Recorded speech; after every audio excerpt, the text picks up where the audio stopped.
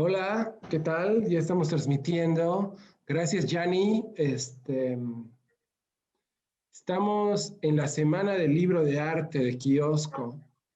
Am, bueno, un poco para hacer un recuento de lo que ha estado sucediendo.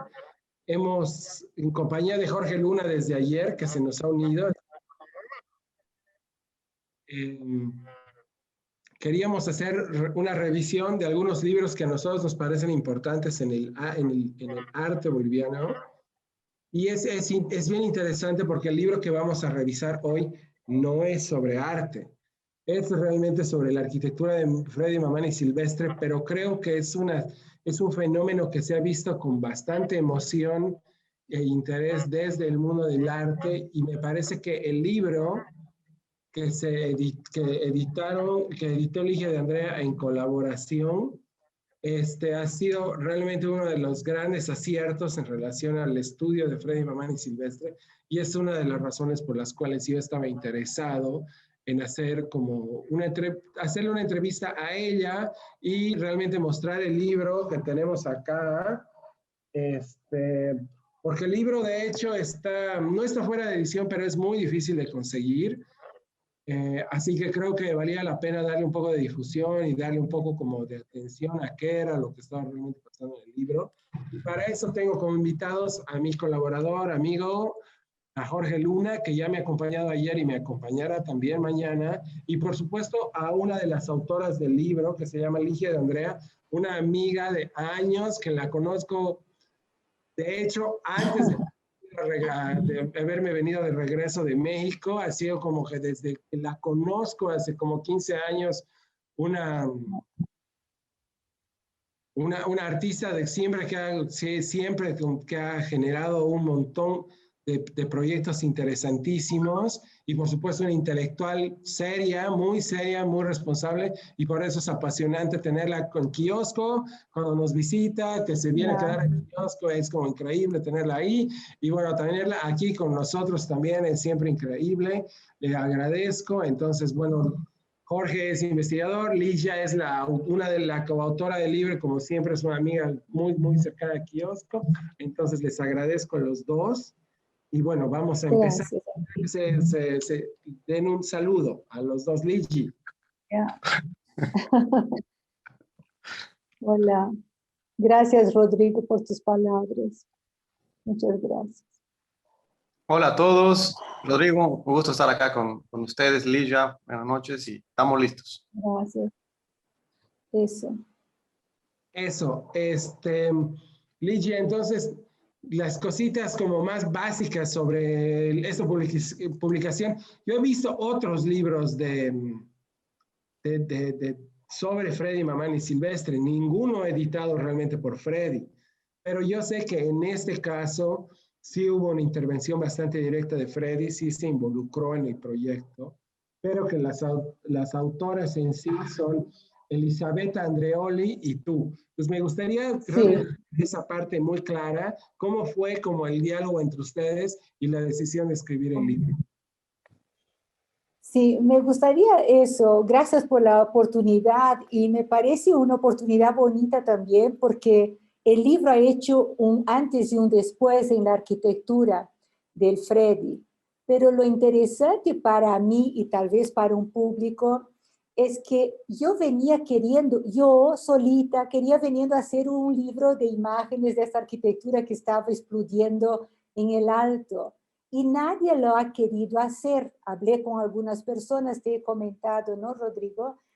Haremos un libro de imágenes, esa arquitectura es tan rara, pero no sabíamos, yo no sabía que era el Freddy.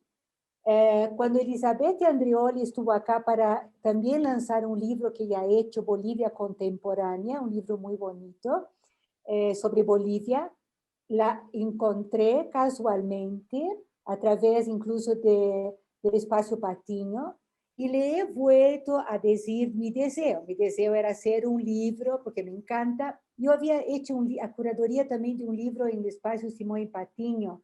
No sé si te recuerdas. Era un libro como se llamaba Arquitecturas Hoy en Bolivia. Eran 9 proyectos de Santa Cruz, de Potosí, de La Paz, Cochabamba, algo así, de varios proyectos. Eso fue 2004. Entonces, mi interés por arquitectura siempre ha sido muy grande, como todos los artistas plásticos, nunca sabemos muy bien si somos para arquitectura o para artes plásticas, es muy común. Mi ambivalencia dura hasta hoy. Y al sugerir a hacer ese libro, siempre hubo rechazo.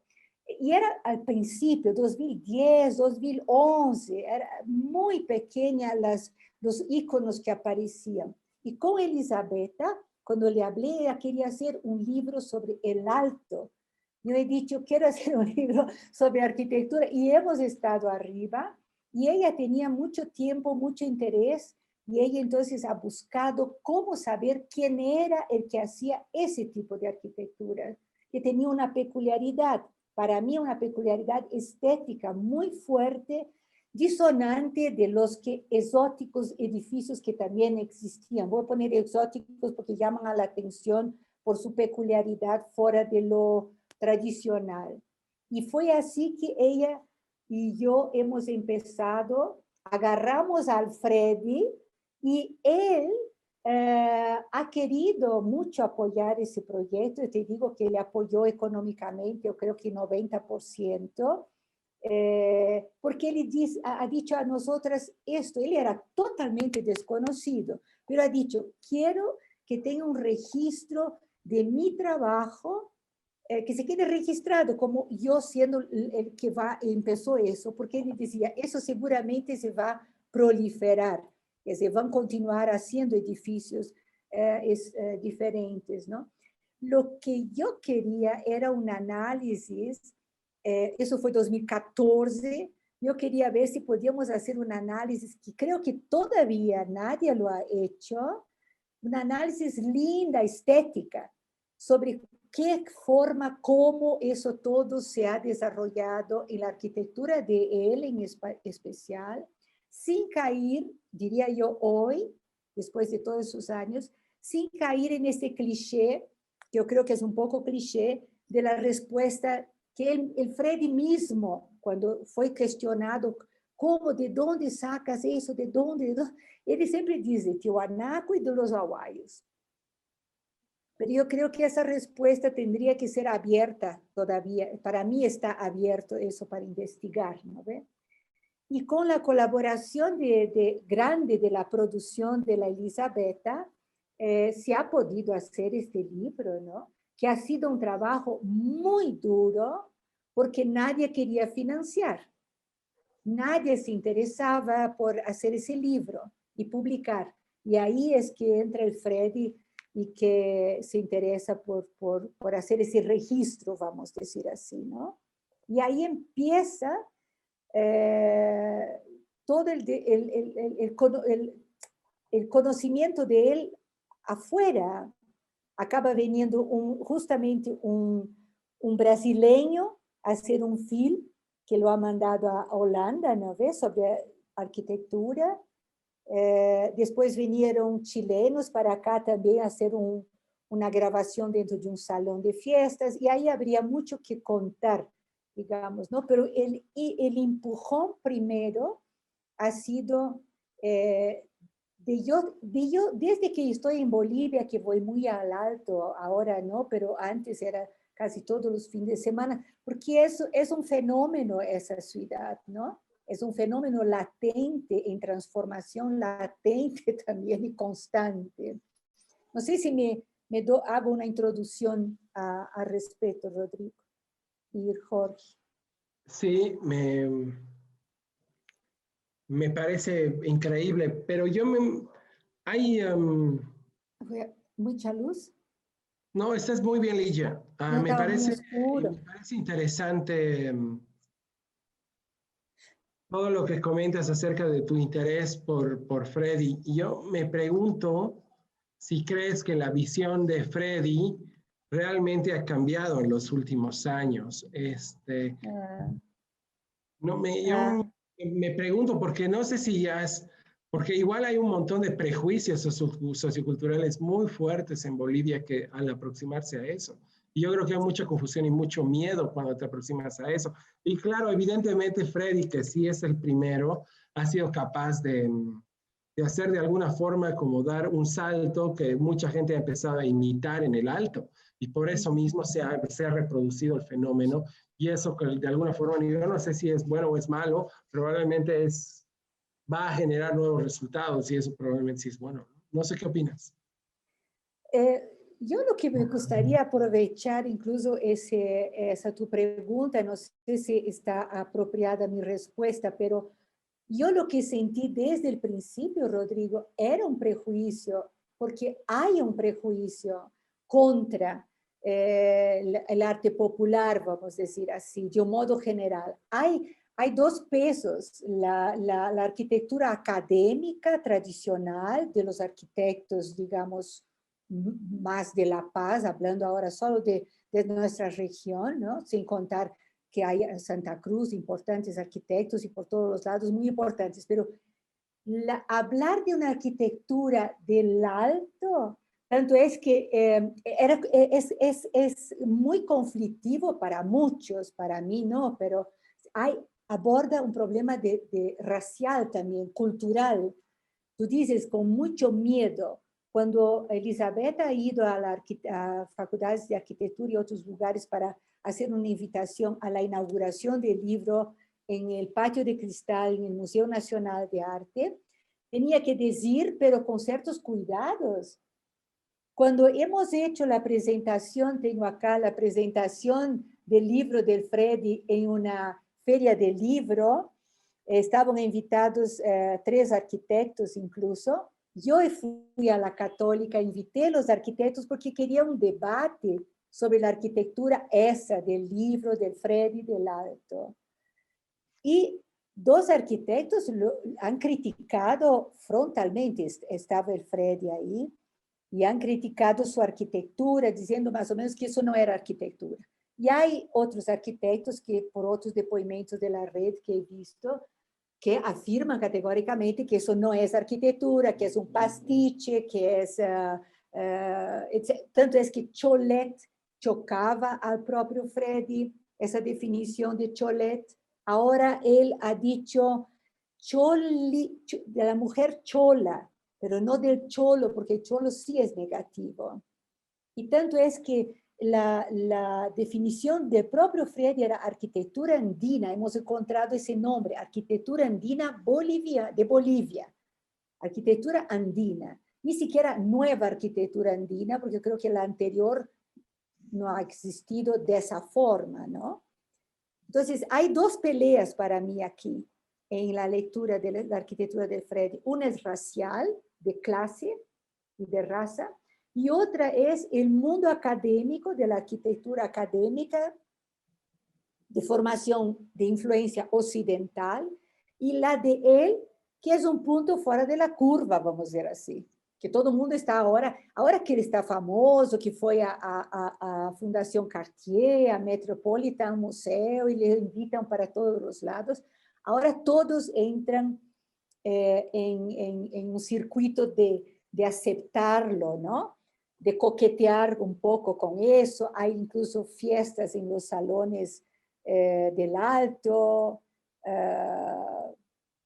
Yo creo que el Freddy, con su arquitectura, abre un discurso lindísimo que podríamos hacer de esos conflictos que acabo de mencionar.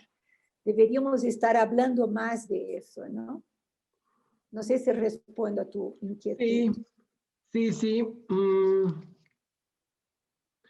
Sí, creo que en realidad como lo que tú propones acá sí me parece muy claro. El problema racial es muy complicado y eso lamentablemente como en Bolivia enceguece mucho las perspectivas en general sobre todo y sobre este tipo de arquitectura en especial.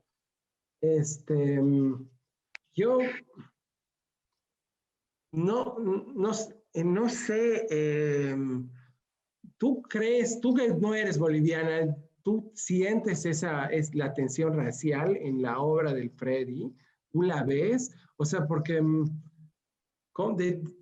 ¿Cómo uno puede aproximarse desde el extranjero a ese problema? Es una cosa que yo siempre me pregunto. Porque al final nosotros hemos crecido en un entorno con un problema racial totalmente fuera de control y yo, bueno, lo hemos aprendido a distinguir, pero me pregunto cómo se ve desde afuera. Por eso uno ve mejor, ¿no? Ese problema tiene, por eso uno ve mejor. Como de afuera fue para mí la lectura de lo ajeno más fácil de reconocer, digamos, porque es ajeno. Y ajeno también es para mí la paz, los costumbres, vamos a decir, de la paz. Entonces, toda Bolivia para mí es ajena. ¿Ah? Entonces, el Freddy fue una cosa más, su arquitectura ajeno, que llama la atención y que tú quieres investigar. Ahora, el problema de toda Sudamérica es el problema del colonialismo. Yo tengo ese problema en Brasil igual. Me imagino Argentina con las frases últimas incluso del señor Fernández, que ha dicho que brasileños venimos de la selva, mexicanos de los indios y ellos de Europa con los barcos. ¿Qué significa eso? Solo significa la falta de conocimiento de nuestras grandes élites. La falta de conocimiento es brutal de dónde venimos. Ahora, añadido que no conocemos o no reconocemos que somos colonia todavía, por otros canales, tenemos, Rodrigo, yo como artista tengo toda una formación que es también occidental, totalmente occidental. A gente vai à academia, aprende a dibujar o corpo humano, o arbolito, etc. Não? Bonito, quem são? Leonardo da Vinci, Van Gogh, Cézanne, depois os americanos expressionistas, depois da guerra, e estamos mirando sempre fora de nosso país. Europa, Estados Unidos, Europa, Estados Unidos, e nos moldeamos a isso. Então, um pouco, minha arte é absolutamente dentro de seus padrões, não? Ok. Dentro desse corset acadêmico, moderno, etc. Bom, não quero falar de isso, de lo que eu hago, pero quando surge a expressão arquitectónica del Freddy, eu creio que ela é como um apêndice de lo que sempre ha tenido aqui em La Paz, em El Gran Poder. El Gran Poder para mim é o gran museu a cielo abierto. Cuando entra el Gran Poder, hay todas las formas del arte, desde el bordado, desde la pintura, desde la escultura, desde el objeto, desde la música, es todo un bloque, ¿ya? Eso sabemos y aceptamos, pero es siempre el tema del otro. Ese es nuestro problema serio. Y yo creo que quien crea el mayor conflicto en nuestros problemas culturales es la élite realmente que quiere continuar copiando de París, de Nueva York, de Londres, de Berlín, copiando, incluso a veces muy mal, muy cerrado. Cuando yo hablo de arte occidental, es cuando uno va a vivir en uno de esos países europeos o norteamericanos. Yo he vivido en Alemania, mi ejemplo es que hay conflictos allá enormes entre los artistas corrientes y formas de ser.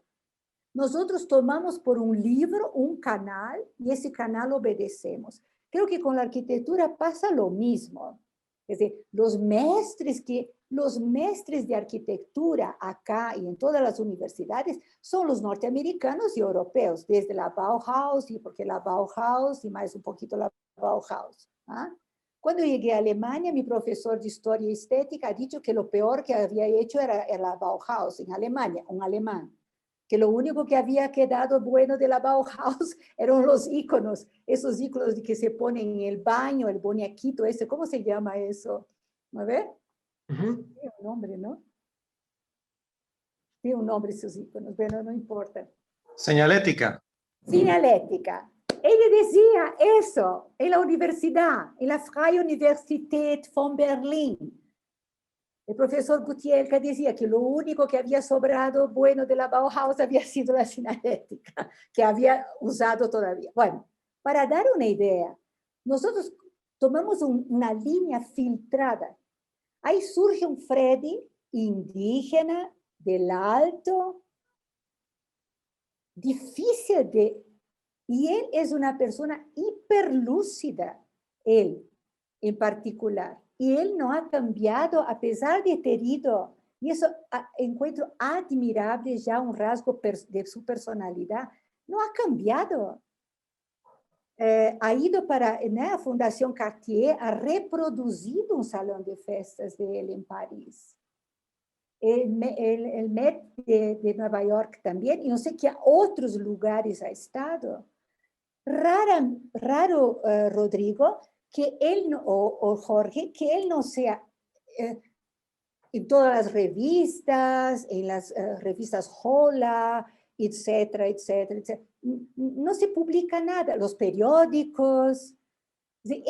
Actualmente, él es el artista, yo creo que diría casi sudamericano, más famoso no sentido de buscar a él como persona. No que tú tengas, ay, ahora va una convocatoria, ya yo voy a la convocatoria, me voy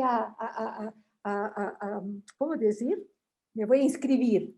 Nosotros buscamos, ay, he podido estar en la Bienal, wow.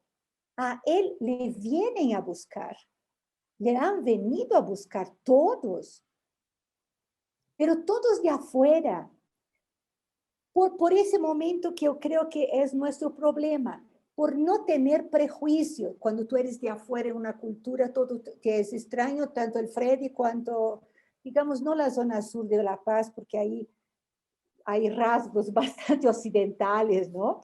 Pero quiero decir, otra pregunta que me haría a Jorge y Rodrigo, ¿por qué en la actualidad el mundo de afuera lo viene a buscar a él acá, a él? ¿Por qué Europa y Estados Unidos, el mundo cultural, lo viene a buscar? ¿Están ellos en crisis allá? ¿Les falta algo? ¿Entiende? También tiene dos puntos de lectura que creo que sería interesante preguntar, sin deshacer 1 milímetro el valor de su trabajo, sea arquitectura, sea menos más arquitectura. Eso ahí yo creo que es una discusión que los arquitectos les gusta, a los arquitectos, ¿no? Decir, no, no es arquitectura, es pastiche, es fachada, ¿no? Es superficial, etcétera.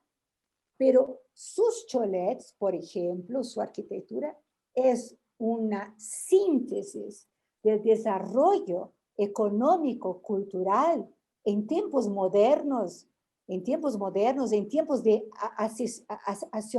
viajarnos a China como si fuéramos a Brasil.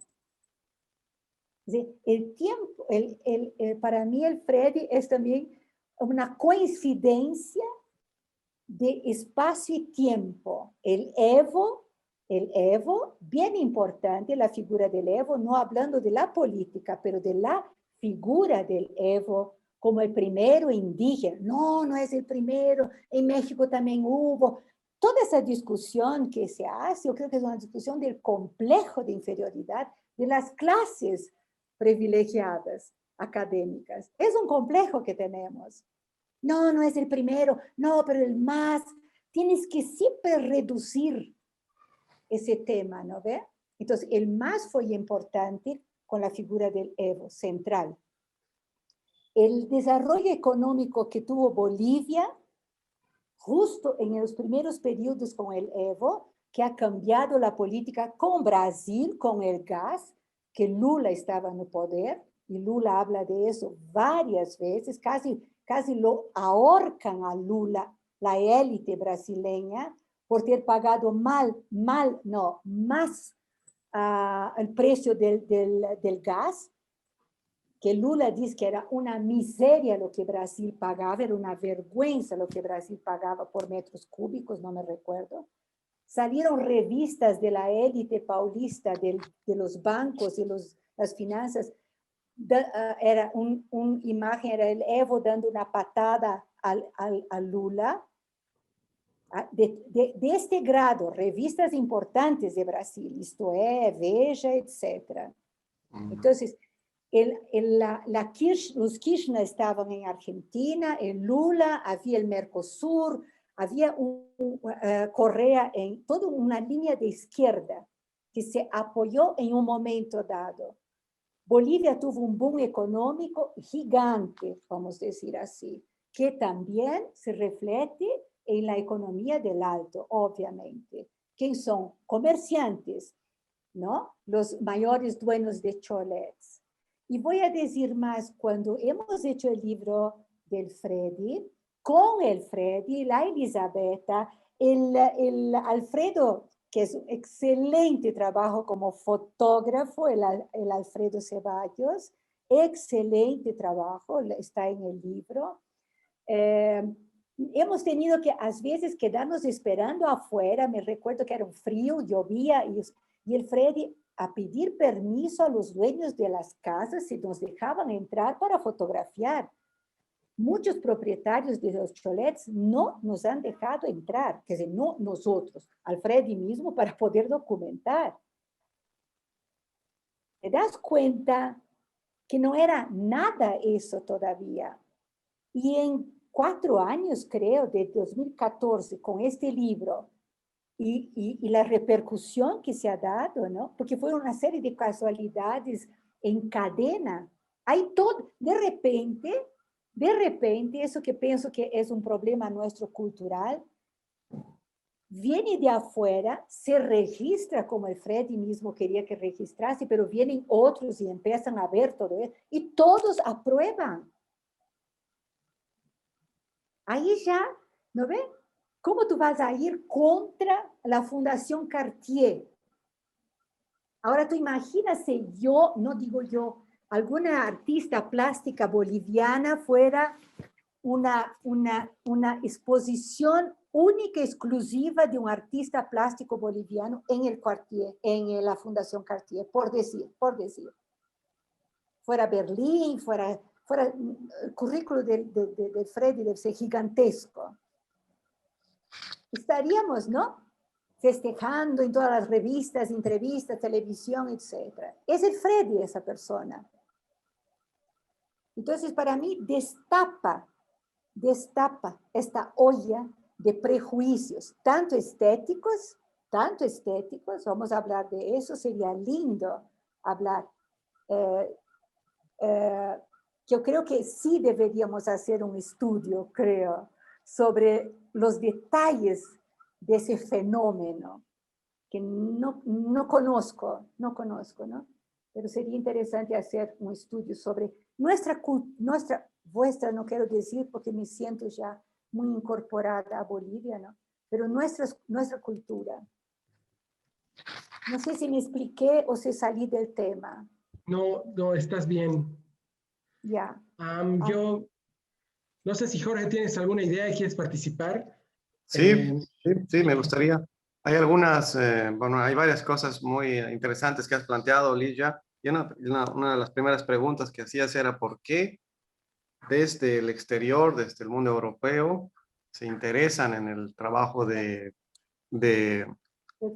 Freddy y más bien ellos intentan llevarlo? Yo creo que una buena respuesta podríamos encontrarla en esta frase que solía decir justo Pastor Mellado cuando tú estuviste en la Bienal CIAR 2011, recuerdo como una de las artistas invitadas también, y aquella Bienal, una de las frases que se repetía era, para tener una política exterior hay que primero construir una ficción interna. Yeah. Y aquella Bienal rondó en torno a la figura de la parapita, sobre la que Gastón Ugalde también ha trabajado. Yeah. Se tejió una ficción interna para generar un diagrama de Bienal internacional, ¿no?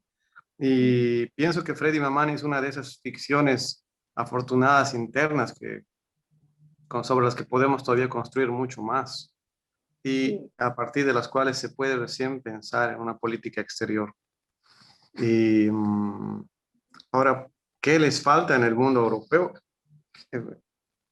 ¿O cuál es esa falencia, digamos, o ese deseo de suturar algo al acercarse a Freddy, no he visto realmente en qué forma él participa en estos congresos, en estos encuentros que lo invitan, pero por lo que él me ha contado en una conferencia que hicimos el año pasado, él decía que lo que interesa escuchar a las universidades del exterior es la singularidad que él aporta, porque otros, en cambio, en el mundo académico boliviano, están repitiendo más bien modelos del exterior, Mm, ¿no? Y Freddy estaría intentando más bien hilar a partir de un poco del pensamiento andino y de un análisis de su vivencia del contexto alteño,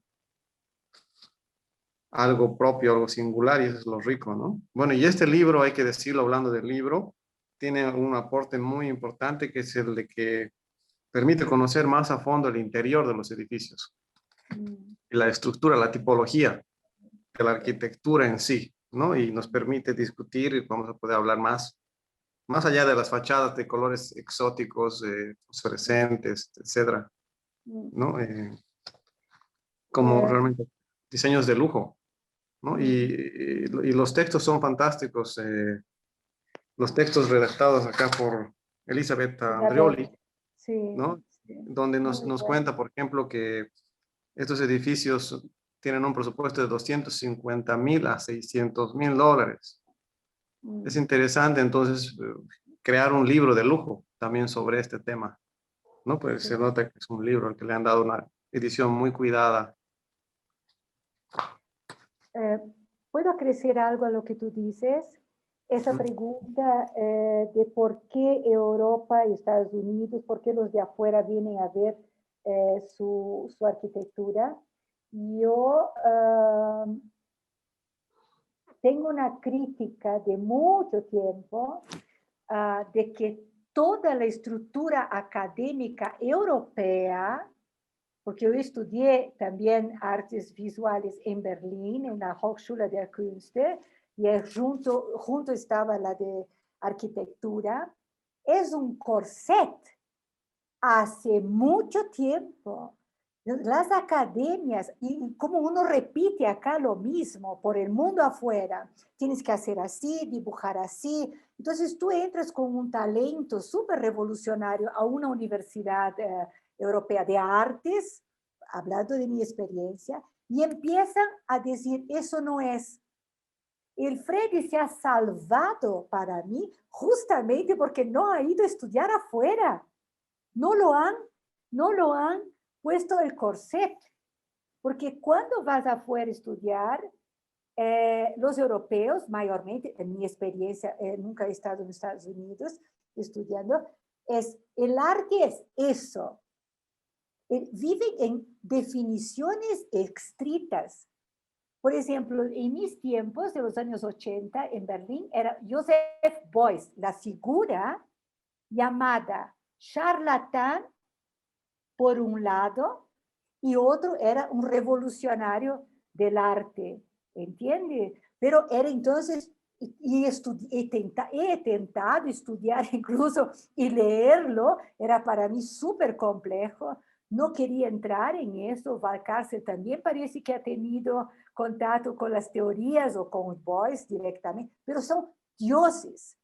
Entonces, ajá, voy por las teorías de Beuys. Entonces, el mundo es esto. Los europeos tienen esa tentativa muy fuerte de crear definiciones, es su cultura, su historia. Entonces, y contracultura. Cultura, arte es eso, después ven, no, eso no es arte, cambió, entonces es diferente. Y llegamos a un punto, yo creo que en Europa, donde arte, Rodrigo sabe, tú también, arte es todo. Yo pinto, bordo, colo y está bien. Entonces, para mí, entra Freddy, tal vez, con todo cuidado diría yo eso, en un momento de esa crisis que viene se arrastrando allá hace mucho tiempo, que es el academicismo mismo en el arte hipercontemporánea. Hay un academicismo. Eso se puede, eso no. Eso se puede, eso no. Desde el colegio. Si tú entras al colegio también tienes que estudiar un tipo de historia, un tipo de comportamiento y tienes que salir un tipo de persona. Eso es de toda una cultura de enseñanza. El Freddy viene de otro lado y por eso mismo yo creo que ni él, últimamente parece que sí él acepta más, decir que él mismo se sorprende con lo que él acaba de hacer. Y hay un director de cine italiano que siempre me gustó mucho, que es controversial también, que es Fellini, ¿no? Federico Fellini. Y una entrevista que Fellini está hablando de su forma de filmar con esos personajes tan extravagantes, él decía, yo cuando empiezo a hacer una película y a construir todos mis personajes, parece que soy otra persona. Y eso los artistas tienen mucho, ¿no? Tú vas y haces cosas que al día siguiente miras y hasta te asustas. Entonces sale de tu control. Y creo que el Freddy ha dicho algo muy parecido en una entrevista que he visto de él en la red. Es decir, que él mismo cuando mira sus cosas, le sorprende lo que hace. Entonces, es algo muy intuitivo, muy peculiar, es como esas figuras que son fuera de la curva, ¿no? Muy peculiar en su forma de ser, de trabajar, de ser su arquitectura, sus códigos. ¿Ah? Y ese contrapunto que estamos haciendo entre por qué Europa viene a buscarlo, ¿no? Yo creo que a partir de esa pregunta uno podría entender a nosotros mejor y a ellos también, y demitificar el mito europeo, occidental, superior, el que dicta las normas. Si eso se hace en París, puedo hacer acá. Eso fue en mis tiempos. Hoy ya está muy más abierta la cosa, ¿no? No sé si tú tienes algo a crecer a ese mi raciocinio. Eso me gustaría. Ustedes que son jóvenes son de otra generación, ¿no ve? Sí, no, interesantísimo lo que has dicho y creo que eso explica por qué Rodrigo estaba tan bien. Él fue el primero en pensar en que este libro tenía que estar en este ciclo de libros de arte contemporáneo, porque precisamente creo, Freddy Mamani es una descolocación. Creo que para mí una palabra clave en arte contemporáneo es descolocación, dislocación. Es un dislocado, ¿no? Y me has hecho pensar en Marcelo Callaú cuando se va a Europa a estudiar. 6 años está en la Cambre, en Bélgica, y cuando uno está afuera está dislocado ya, ¿no? Descontextualizado. Y cuando uno retorna está deslocado por doble partida. Y si uno retorna, además ya no se espera lo mismo de uno cuando retorna de Europa, ¿no? Ya no puedes seguir produciendo lo mismo que hubieras producido solo de estar acá y nunca haberte movido. Yeah. Y es interesante que en ese sentido es una dislocación del mundo académico, es una dislocación del mundo arquitectónico. No es un artista contemporáneo ni pretende serlo, pero nos permite hablar de resignificación, de apropiación de espacio, y de discusión acerca de esta urbanización a la rápida que está viviendo el Alto todavía, ¿no? Bueno, sí, esos son algunos aportes. Rodri. Yo tengo dos cosas que decir. Me interesan dos cosas. Primero, o sea, yo creo que una de las cosas increíbles, sí creo que, bueno, el color y parte de la morfología, a mí más allá de ver los medios robotescos, que la verdad es que no los veo tan robotescos, creo que los veo más relacionados con el carnaval y con la morfología de los trajes y todas esas estructuras que ahorita que se ven. Yo creo que una vez que uno se pasea por el gran poder, al tiro como lo relaciona con eso, es increíble.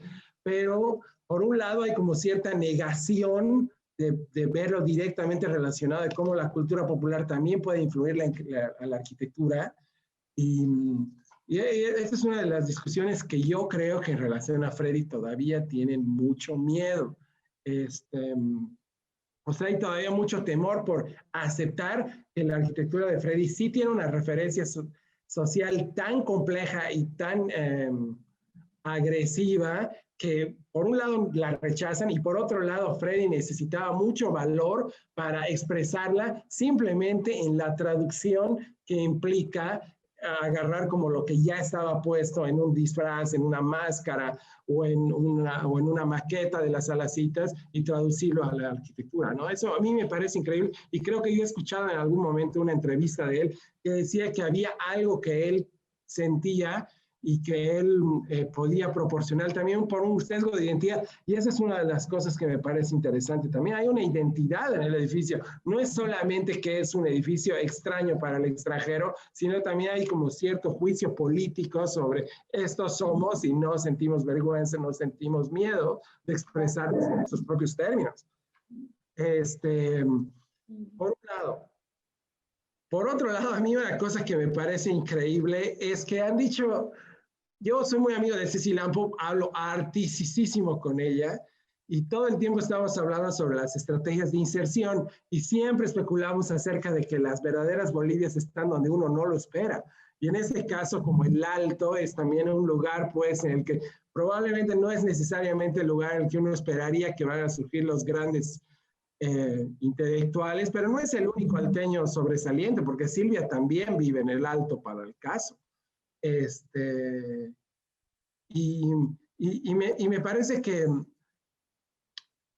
tal vez uno de los grandes problemas de nosotros, los que vivimos en zonas más centrales de las ciudades bolivianas, es que estamos demasiado interesados en insertarnos dentro de los escenarios europeos y entonces emulamos prácticas que están ya totalmente como reproducidas y totalmente entendidas en esos sectores. Y eso es probablemente uno de esos grandes problemas. Y por lo cual no es sorprendente que alguien que no está para nada enterado y para nada interesado en ese tipo de estrategias sea como una de las mentes creativas más interesantes y más conocidas del escenario internacional desde Bolivia, ¿no?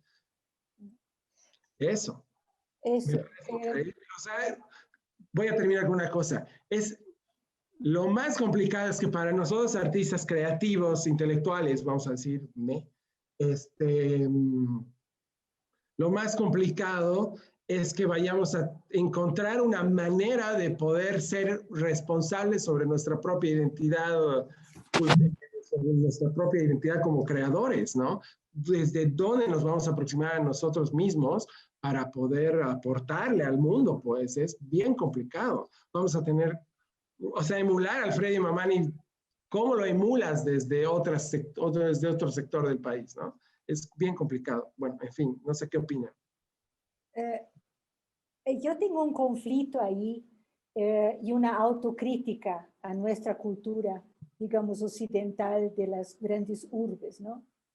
Que nosotros deberíamos ter podido dar el salto ya sobre esa dependencia de los códigos occidentales, de la academia, etc. No hemos podido dar un salto sobre nosotros mismos, es decir, tabla rasa, alguien empieza acá algo nuevo. El Freddy ha podido porque no tiene nuestro código genético de educación, no tiene, ¿no? Entonces, él no se ha preocupado en ser importante para el mundo, estar en una bienal, no, en ese mundo no existía eso para él. Y para nosotros, eso es nuestra prisión, eso es nuestra prisión. Que pensamos en el arte tiene que ser político, el arte tiene que ser filosofía poética y trascender nosotros.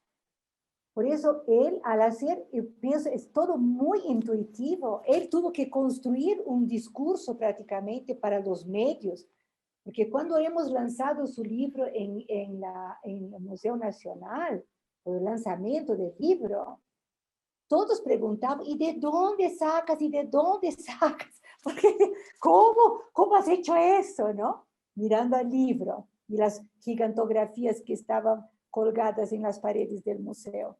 Y yo lo veía así como, claro, sobre preguntado, ¿no? Tú tienes que decir, bueno, yo saco de dónde? De Tiwanaku y de los aguayos, que tiene una coherencia, tiene, ¿no? Pero no es que él fuese con esa intención, ¿no?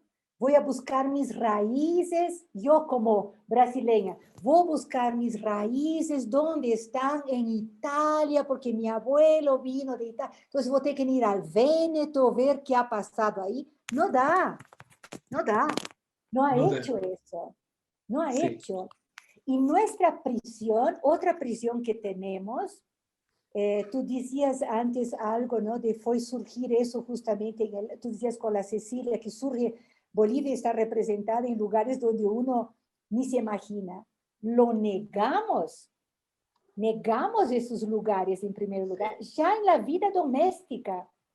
Cuando la cholita que está en el gran poder es tu empleada doméstica, imagínate cómo aceptarla como ícono de valor igual que el tuyo cultural. Esas cosas me gustarían problematizar porque es una sanación para nuestra visión aprisionada de cierta forma. Yo soy igual, puedo buscar en los libros, tengo que leer qué es arte, qué no es, qué estoy haciendo bien, no, estamos aprisionados a eso.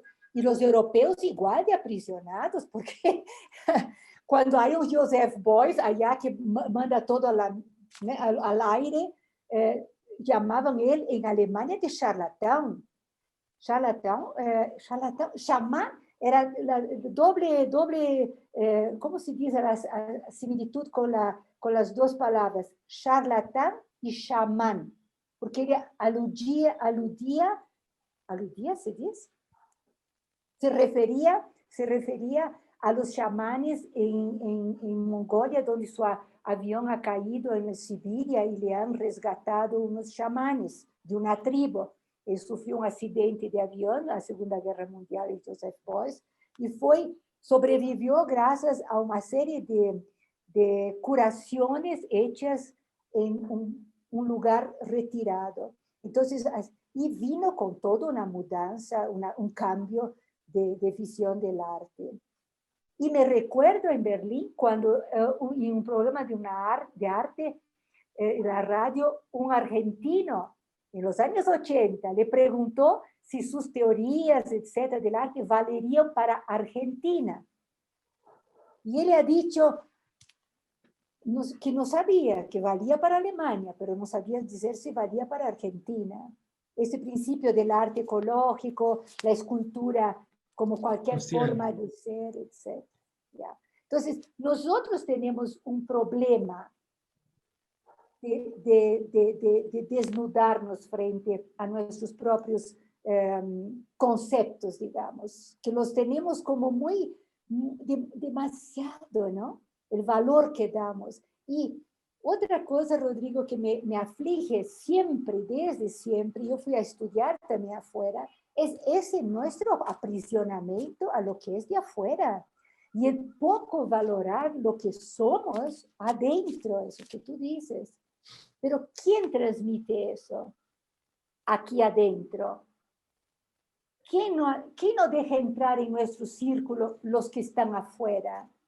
¿Quién dice que los que están afuera? ¿Quién determina quién se queda afuera? Nosotros, ¿no? Bueno, ese es un tema bien complicado que creo que a mí me da mucho miedo entrar. Quisiera que revisemos un poco del libro, lo voy a mostrar, voy a compartir pantalla.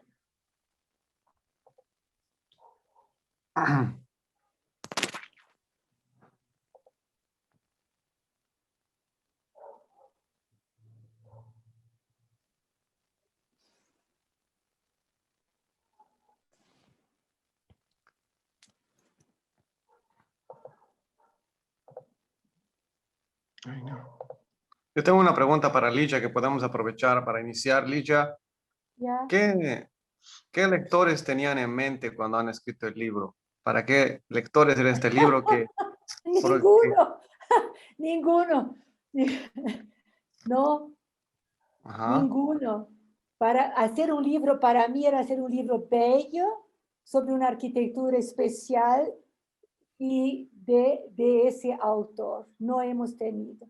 Todo ha sido pura intuición. Nadie quería hacer el libro, empezaba por ahí. Nadie quiso hacer, nadie quiso colaborar, nadie quiso. ni financiar. Digo, los créditos que están ahí son de financiamientos muy pequeños. La mayor parte del financiamiento ha hecho el propio Freddy. 19 horas. Entonces fue un libro que nació de una estética que aproximase, para mí, que fui la que ayudé a hacer la estética del libro, era lo más próximo a su arquitectura. Nada, no he pensado en eso, ni para académicos, ni no para académicos, ¿no? Es lindísimo, disculpa, pero cada vez que lo veo, me parece que está bien hecho, ¿no? Está súper bien hecho. Y la verdad es que creo que Jorge tiene razón cuando dice que está muy cuidada y la misma impresión del libro está impecable. Sí, sí. Y creo que el mismo tornasolado del barniz de la portada Sí. me parece que funciona súper bien y es muy adecuado. Tanto es que cuando salió el libro me han dicho, yo me quedé con algunos como forma de pago para venderlos y me han dicho, vende rápido porque si no vas a quedarte con los libros, ¿no? Porque no sabíamos ni quién querería comprar un libro así. No, yo en realidad, Ligia, ves que los hemos tratado de conseguir algunos porque sí queremos tenerlos a la venta. En realidad es un problema serio porque yo creo que hay mucho interés y sí hay, extrañamente voy a decir una palabra fea, hay demanda para este libro y la verdad es que ojalá podamos conseguir más copias para ponerlas a la venta porque a nosotros en la librería todo el tiempo se nos acerca la gente para preguntar si el libro está a la venta. Yo creo que habría que sugerir al Freddy hacer la tercera edición. Él tiene un número, ¿no ves? Todo ese diseño que estás viendo ahí, de esas formas quebradas, lilas y verdes, todo eso fue montada, el diseño, la graficación basada en la estética de él, ¿no? De Freddy y sus edificios. Y unas fotografías maravillosas del Ceballos. Un trabajo impecable, impecable. Yo agradezco también mucho a Elisabetta que estuvo ahí junto haciendo la gran producción de ese libro. Hemos hecho así por pasión. Yo creo que tanto Elisabetta como yo hemos hecho por pasión, por querer hacer realmente, porque yo venía, yo creo que a unos 6 años queriendo hacer este libro. Y coincidió como el tiempo, disponibilidad y conocimiento de Elisabetta con el mío. Ni pensábamos en vender. Y mira, pares un poquito ahí, puedo decir, esa pareja joven fue la única que hemos logrado que se dejasen fotografiar frente a su casa. Yo había pensado incluso en que cada dueño, más o menos, de los edificios pudiesen tener una foto así, su casa y ellos, ¿no? No han querido. Fue así difícil de conseguir justamente una pareja joven, ¿no? Y salió linda esa foto, ¿no? De los dos.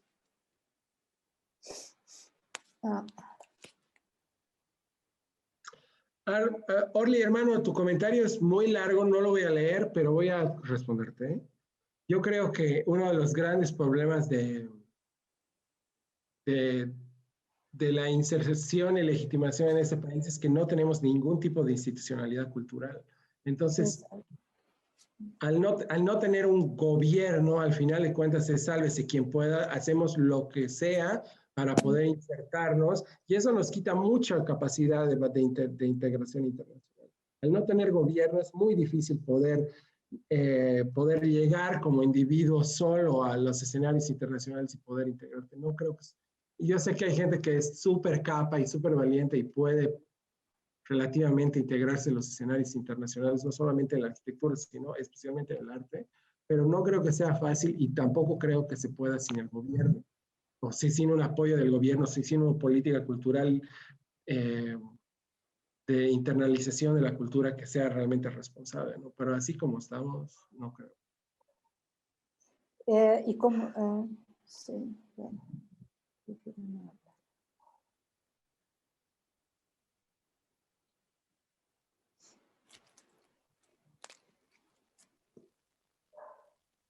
Sí. Yo pienso que también parte del asunto es que son sumamente coloridos en un entorno también el que es muy descolorido, ¿no? O sea, ahí el altiplano tiende a ser como muy iluminado y el color tiende a opacarse un poco. Y yo creo que por eso es que les gusta en realidad tanto los colores fosforescentes. Y no sé qué opinas sobre ese tema. ¿De dónde crees que sale toda esa mezcla de color? ¿Puedo hablar? Sí. Yo creo que sí, como dice el Freddy, es mucho de los aguayos, que ellos son envueltos en eso desde bebés, ¿no? Te imaginas, tú recién nacido, estás dentro de esos aguayos que son puro color, después en casa, el transporte de N objetos que hacen, hasta de roperos y cosas así, hechas, hola, qué lindo. Y también es una tinta acrílica, es una tinta ya de la modernidad, ¿no? Son tintas acrílicas que son de esos valores, vamos a decir así, puros, que es también, creo que, cierta forma intuitivo hacer todo ese dibujo que tiene arquitectónico, de volumetrías, de relieves, de detalles, eso es de Freddy. Y de su carga, porque tiene que ser, mira, hacer todo eso, no haces ni copiando, así, ¿no? Y él hace intuitivo. Ligia, pero una de las... Termina, perdón. ¿Qué No, decías? no, sí. No, digo que todo él lo Y hace de yo, forma muy intuitiva.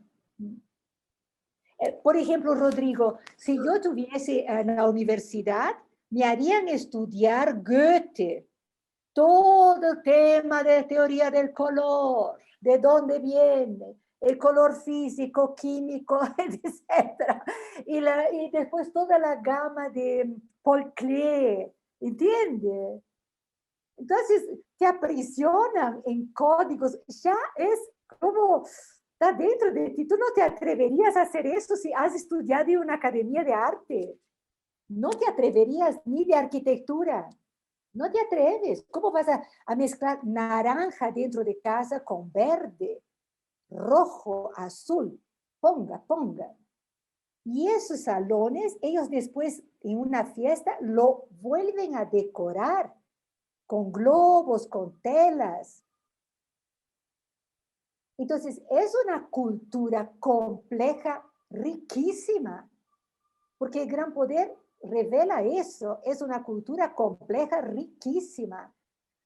Raffiniert, como diría en alemán, ¿no? Súper detallista. No es un color, es una cultura riquísima. La altiplánica, la aymara, la indígena, la popular, es riquísima. Yo creo que el Freddy canaliza esa riqueza espiritual, esa riqueza sofisticada estética, ¿no? La, la, eh,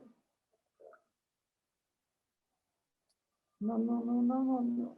¿Cómo explicar al contrario? ¿Cómo explicar? ¿De dónde? ¿De una paleta de estudiar Goethe vas a sacar esos colores?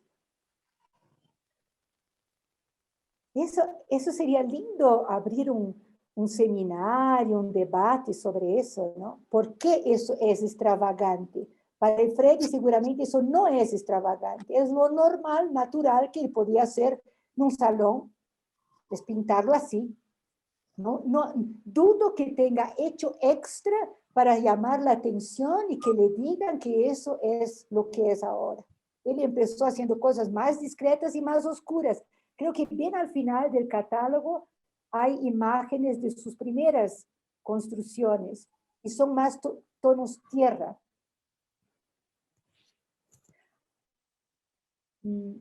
La capa es linda. Bueno, a propósito del último comentario que acaba de hacer Orlando Alandia, creo que mucho de la disidencia de los arquitectos es porque insisten, o más bien sugieren o proponen, que Freddy no maneja el espacio, en realidad, que son puros ornamentos, voy a decirles, por ponerle una palabra. Y entonces yo me pregunto, ¿Dónde está la línea entre el diseñador y el diseñador de ornamentos o de morfologías exteriores o de espacios, ¿no? Y si los ornamentos y el diseño de esos ornamentos le quita algún tipo de valor sobre la arquitectura. Eso es lo que me pregunto. Es cierto, Orlando, yo no soy arquitecto. Pero me gusta lo que acabas de decir, Rodrigo, porque esa observación que acaba de hacer ese señor es porque los arquitectos dicen que el arte de la arquitectura, así se aprende, es crear espacios para el hombre vivir. Un edificio es diferente de una iglesia, de un banco, ¿no ve? O de una casa pequeña, o de una casa de lujo, o una casa social para muchos. Es crear espacios. Yo entiendo esa colocación, pero también me parece que lo que tú dices es importante. O cuánto esto que él hace, que tiene mucho de arabescos, de volumetrías, dentro de un espacio quizá rectangular, sencillo, cuánto eso uno puede decir que es que le sacar el valor. Eso quiero decir, ¿no? Gaudí también ha sido un punto fuera de la curva en Barcelona, ¿no? Su iglesia, Santa María, esa también dicen que era un horror eso que estaba construyendo Gaudí. Formas que salen de la definición más clásica de lo que es hacer arquitectura, crear espacios. Dentro de un espacio plano como Mies van der Rohe, faz aquela plataforma, una pared así, no hay columnas de sustentación, todo un juego de espacios. Mira, me viene ahora en mente, hay una declaración de Mies van der Rohe que ha construido posguerra la nueva National Galerie en Berlín, die Neue National Galerie, que es los arquitectos todos deben conocer, que es un cubo de vidrio con un techo que es una plataforma de acero bellísima, grande, colocado con, digamos, 4, 6 columnas, casi 2 columnitas de metal en cada pared, 8 serían, ¿no? En cada pared de ese lado. Y abajo tierra, otra parte de espacios para las obras que eran fijas de la galería. ¿Qué ha dicho? Mies van der Rohe fue interpelado en la propia galería en la inauguración o después, y le han dicho, no hay paredes. Las paredes de la National Galerie en Berlín, la nueva, es puro vidrio. Y entonces él ha respondido, yo he hecho el museo, la nueva galería. Ustedes vean cómo colgan los cuadros. También un desafío así para decir funcionalidad, porque galería es para colgar cuadros, ¿no ve? Y las paredes son puro vidrio, transparente, afuera, las 4. Es un cubo, un rectángulo, en realidad. ¿Qué ha pasado con el tiempo? Que los artistas ya no hacen más cuadros realmente para colgar, sino hacemos instalación, performance, objetos. Entró toda una parafernalia que ha cambiado también la forma de hacer arte. Pero esa es la respuesta de Mies van der Rohe, ya señor mayor, ¿no? Yo he hecho mi arquitectura. Ustedes vean cómo colgan los cuadros ahí dentro, ¿no? Casualmente ya tampoco se ha necesitado colgar cuadros. Y han creado paredes internas, por supuesto, movedizas, ¿no? Anselm Kiefer ha podido estacionar su avión de plomo en esa galería, ¿no? Entonces, me gusta ese tema, pero o cuánto eso es arquitectura, creación de espacios, y el cuánto no lo es, como en esa definición clásica. Eso me gustaría debatir. Ajá. Yo sobre eso podría también acotar que, Ligia, que cabalmente el comentario que hace acá Orlando él dice que le parece mucho más un fenómeno sociológico que un fenómeno arquitectónico, lo que ha pasado con Freddy Mamani. Y es un poco otra de las críticas que suele hacer desde el mundo académico, digamos, de la arquitectura boliviana, es que no es algo original lo que plantea Freddy Mamani. No son como que dos cosas que siempre se escuchan. Mm. Y en términos estrictos, como tú estás planteando, al final de cuentas, la arquitectura consiste en pensar la construcción en un sitio específico de una edificación, ¿no? Es para el lugar, es específico. Freddy ha trabajado con el contexto específico del Alto, con la monotemática de los colores, podría decirse. Creo, y ha creado un contraste para ese color. Y ha trabajado en torno a las características antropológicas, sociológicas, económicas, de usos y costumbres de la nueva burguesía del Alto, ¿no?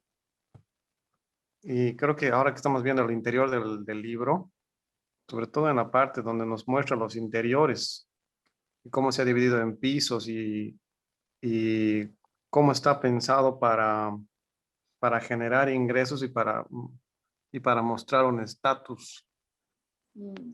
económico de esta nueva burguesía alteña, Mm. que no Es, existiría sin el contexto de la coyuntura, Sí. claro, del gobierno que entró el 2006, ¿no? A la cabeza de Evo Morales. Es todo un fenómeno bien en torno a lo presente. Sí.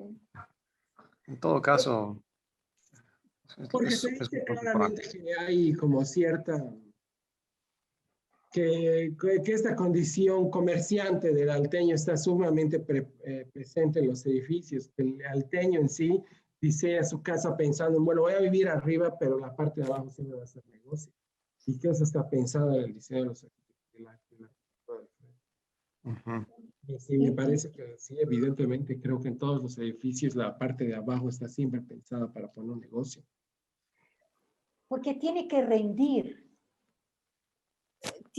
Tú no construyes una casa para que sea solo ostentación. Esto me parece lindo como dice, la parte económica y social y cultural del paseño, ¿no?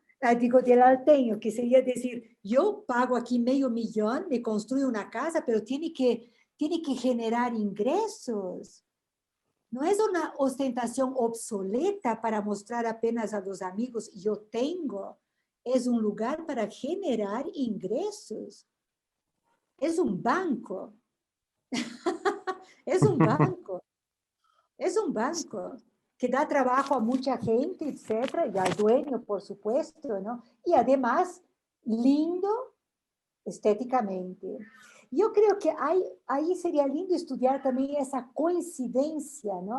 El boom económico, el desarrollo de la migración en el Alto, quién son los dueños de esos edificios, comerciantes, pero qué tipo de comerciantes, son dueños de minas también.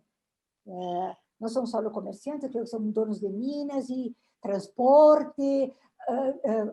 Hay un señor que es ese señor que construye ternos, confección, hay gente que importadores de mercancías. Eso deberíamos estudiar, ¿no ve? ¿Quién son los que propician la creación del Freddy? ¿No? Porque es tanto Sí, el sí. Freddy que lo pone como yo que soy alteña y que quiero ese tipo de... Habría que estudiar quién son esa clase social altísima, altísima. Esos edificios son de $500,000 a $1,000,000, ¿no? Y había contado, parece, o escuchado que en uno de esos edificios que iban a inaugurar, iban a venir de China personas invitadas que eran con quien, me imagino, los propietarios de esos edificios compraban mercancías o importaban luminarias, materiales plásticos, vidrios, no sé qué importarían. Eso ya me no me está a mi alcance definirlo, ¿no? Pero ese polo, ¿quién construye? ¿Quién es? ¿Quién son esa élite millonaria del Alto? ¿Quién son? ¿Y qué gusto tienen entonces? Que discrepan totalmente de nosotros, digamos, occidentalizados, etcétera, de todo muy blanco. ¿No ve que tiene unas fotos en ese libro que hemos querido dejar en blanco? A nuestros ojos llamó la atención la monumentalidad que se veía cuando no estaba pintado. Entonces hemos tenido unas fotos que se deja todo en blanco. Pero para nosotros, tal vez occidentalizados, sería blanco muy bonito, dejarlo así, ¿no? Solo los volúmenes y las luz y sombra. ¿Por qué somos tan diferentes, no? Yo creo que yo me gustaría que fuera una pregunta a nosotros, más que a ellos. Yo creo que eso rebota, es un espejo de doble lenguaje, que nos hace llamar la atención a nosotros. Por eso toda la gente critica y se enarbolece y discrimina. La discriminación no viene, creo, yo me gustaría afirmar que la discriminación no viene de la parte estética. No viene. Viene por quién está haciendo y dónde está hecho. No sé qué opinan. Sí, tiene sentido. Hace Sí, muy poco tenía invitada a Adriana Bravo acá y estábamos hablando sobre sus nuevos textiles que de hecho están también muy relacionados con la artesanía de la vestimenta de los bailarines en el carnaval. Y ella me decía una cosa que es tan obvia, pero que en realidad creo que sí es una cosa que no se puede olvidar, y es que toda la parafernalia y todo el material con el que se construyen los vestidos y los disfraces está es totalmente híbrido porque está todo fabricado en la China. Entonces, evidentemente es claro, muy criollo, muy local, pero está también totalmente hibridado por la materialidad del uso de esto mismo, ¿no? A mí me parece, es una cosa que no se puede olvidar, que estamos totalmente entrelazados con lo que se fabrica en otros países, pese a que nosotros quisiéramos pensar que no, que el mestizaje y la hibridación global está totalmente localizada. Eso es impensable, estamos totalmente mezclados. Pero sí. no sería para mí un punto menos, porque si tú ves todo el Prado, todas las esculturas que están en el Prado también no han venido de acá, han venido de España o de Italia, ¿no? Todas las fuentes con la mujer, las fuentes de agua, etcétera, todo vino de Italia. Y nadie reclamó. Ahora, algunos materiales, sí, tecidos y todo, viene de la China. Bueno, antes venía de Italia, el código estético incluso. Hoy no, hoy el Alto manda hacer en la China tejidos. Fantástico, al contrario, porque es más barato, porque lo hacen con entrega más rápida, no sé por qué sería más económico, y es el nuevo polo cultural, pero menos económico de la multipolaridad económica que vivimos ahora. Pero toda nuestra arquitectura del Prado viene de ¿dónde, Rodrigo? Sí, no, por supuesto, pero eso es otro fenómeno, porque uno nunca identifica a la China como un ente colonizador de ese país, ¿no?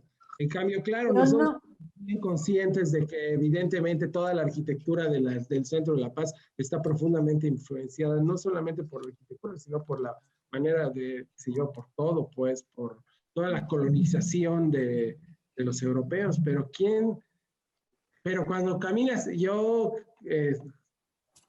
mis millones de visitas a la cancha en Cochabamba, me da siempre risa los retablos que tienen las personas en las tiendas y cómo puedes ver los pequeños retablos en los que sí, claro, están algunas representaciones de la chaya y los sapos y otras cosas, pero también están los budas, que están totalmente mezclados y combinados con las tradiciones locales, ¿no? Y evidentemente eso es sintomático de que esta gente de todos modos va a la China, compra en la China y vende acá. Pero vuelvo a insistir, Rodrigo, que la cultura, por decir, andina o del alto o del gran poder, no sé, no quiero entrar en ciertas definiciones que me aprietan después, son complejísimas. Simplificar y decir que, bueno, vamos a decir, ya mandan a hacer en China, es reducir a un punto que nos molesta, creo, porque también van afuera a buscar económicamente o estéticamente. Una gran parte de los trabajos de Van Gogh habían llegado a través de la China con los temas del té, del calendario, es decir, la sobreposición, mismo el dragón, que también está en algún lugar acá, en algún otro lugar, los dragones de la China que venían en las cajas de té, ha influenciado. Toda África se ha comido Picasso, ¿no?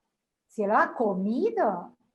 Nadie ha reclamado y dicho, pero ¿cómo usted va a hacer eso de ir a África a buscar? Ni ha ido a África, ha ido al Museo de l'Homme en París, creo, ¿no?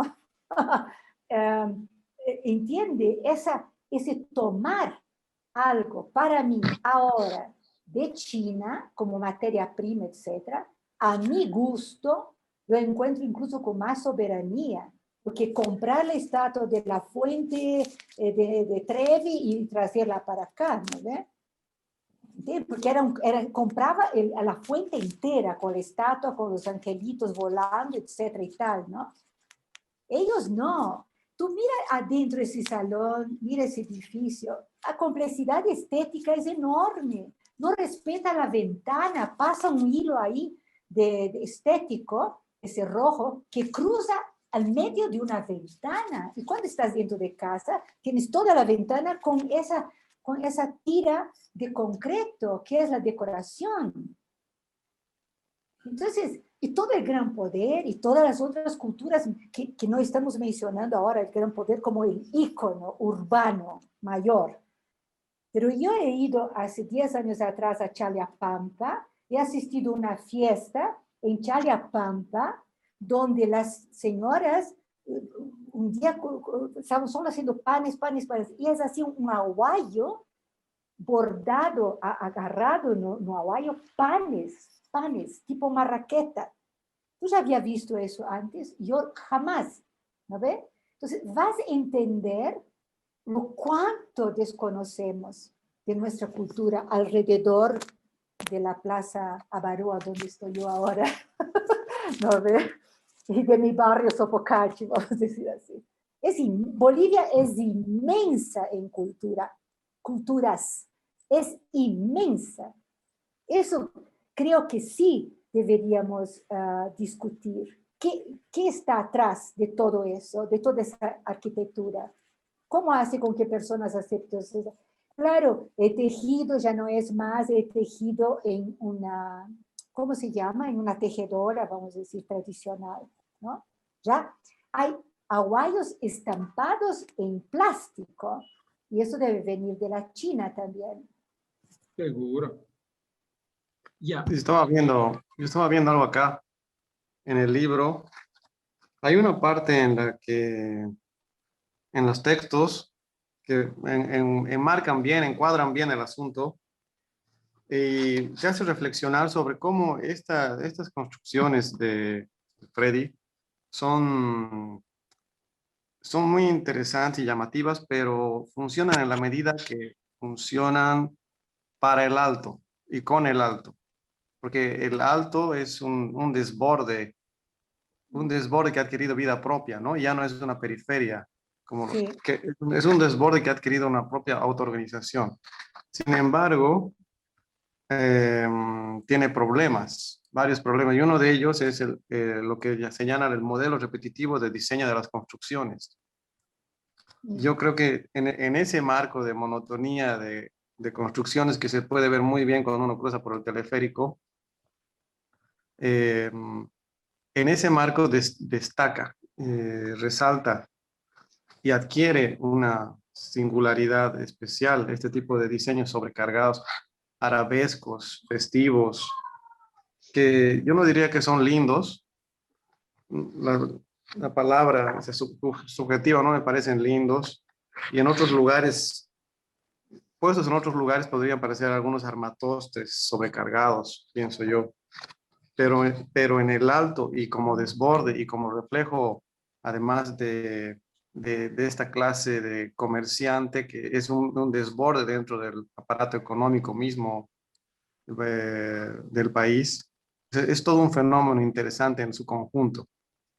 Y quizás tengamos que pensar, sí, que como modelo propio arquitectónico o no sea algo tan todavía singular, sino que está en construcción. Está inacabado aún, está inacabado, está en proceso. Sería bueno pensar así, Sí, Freddy, sí. como se suele pensar en el arte en general, pienso. Y yo haría también una pequeña observación. Las casas de medio a $1 millón se puede dar el lujo una pequeña clase también económica, ¿no? Eso no son casas que cualquier alteño pudiese decir, yo me hago una parecida de 2 pisos, menorcita. Todavía creo que no hay eso, ¿no? Esa opulencia es una opulencia económica en primera línea que lo permite hacer, pero no es que sea arquitectura del alto porque sobrepasa a media común. Pero si tú piensas ahora sociológicamente eh, y políticamente, no se dejaría hacer eso en una clase media, hacerte una casa así. No puedes financiar ni menor ni mucho menos, creo. Eso sería un punto que yo llamaría la atención. No es vivienda social, ni podría ser utilizada, digamos, a partir de eso, hacer unas viviendas sociales, tal vez como siempre uno pone entonces un poco más de color, etcétera, pero perderían toda esa escala de que abajo es un lugar de negocios, arriba son salones de fiestas lujosísimos, carísimos, con canchas ya tienen de racket, ¿no? Ya tienen canchas de racket varias casas también. Entonces, estamos hablando de un lujo desbordante, una arquitectura lujosa desbordante, ¿no? Sí. ¿A qué clase corresponde en el alto mismo? ¿A todo el alteño? No, Claro que no, no. se trata cabalmente, como dicen, de la nueva burguesía alteña. Claro, ya, Sí. Bueno, ya vamos a ir cerrando. ya. Les agradezco su compañía. Ligia, te agradezco tu compañía. Jorge me lo topo todos los días. Es, Es así de Ya, sutil siempre. siempre. Muchas gracias a los amigos que nos han estado siguiendo, a Orlando Landia, que ha hecho varios comentarios. Le pido disculpas por no haber podido seguir. Este, como les digo, esta es una secuencia de análisis crítico sobre algunos libros que tenemos a nosotros a la mano y que creemos que son importantes. En realidad, mi interés con toda esta serie de libros, de revisiones de libros, era que la gente conozca que estos libros están ahí y que hay que buscarlos, hay que comprarlos, hay que leerlos. Creo que son libros que no podemos dejar pasar, que no pueden faltar en la biblioteca de todos los amantes del arte y de la estética y de la teoría y de la, sí, yo, de la vida cultural boliviana. Entonces creo que esa era una buena manera como de darle un impulso a esto que a nosotros kioscos nos parece tan valioso. Entonces, una vez más, les agradezco a los dos por estar con nosotros.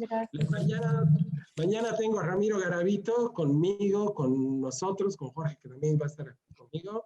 Entonces, así que aquí los espero. A Ligia, te dejo que te despidas. Te agradezco 1000 veces que hayas estado. No, para nada. Puedo agradecerte a ti y a Jorge por estar en presentes, por mostrar ese libro que, como ustedes han visto, ha nacido de la nada, con una intención muy modesta de apenas documentar la arquitectura de ese arquitecto en especial. Agradezco a Quiosco por estar empeñado con tu programa, ¿no, Rodrigo? De llevar eso adelante, de hacerlo conocer a un público mayor, a estudiantes, a gente joven que está recién tomando conocimiento de este fenómeno. Estoy siempre acompañando a ustedes de corazón y agradezco muchísimo que estén me escuchando. A veces hablo demasiado, pero bueno, espero no ter sido demasiado también ahora. Estuvo increíble. Dale. Gracias. Jorge. Un placer, Lilia. Un placer, Lilia. Jorge. Nos encontramos en Brasil la próxima vez. Bueno, Pronto, chicos, sí. vamos, adiós. Chao.